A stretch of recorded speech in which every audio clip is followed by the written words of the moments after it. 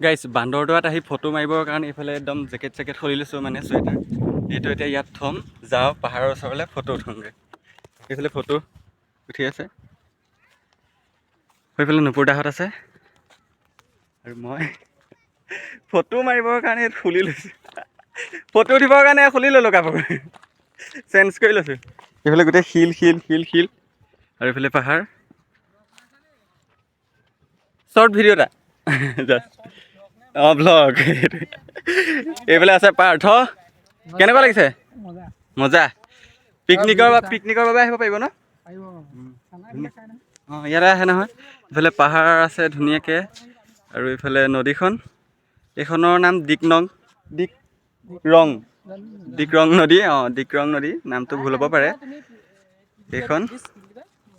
আমি ইয়াতে আছোঁ গোটেইখিনি এইফালে গাড়ী আছে আমাৰ এইফালে নুপুৰদাহঁত আছে এইফালে পাৰ্থ আৰু এইফালে পাহাৰ চ' বহুত ধুনীয়া ঠাই আপোনালোকে আহিব পাৰে মানে পিকনিকৰ বাবে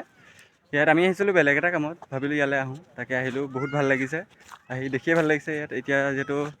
পিকনিক টাইম আপোনালোকে আহিব পাৰে পিকনিকৰ বাবে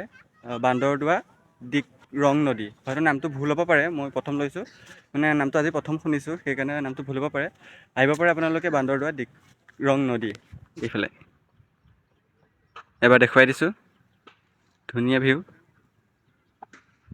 আহিব পাৰে বাই বাই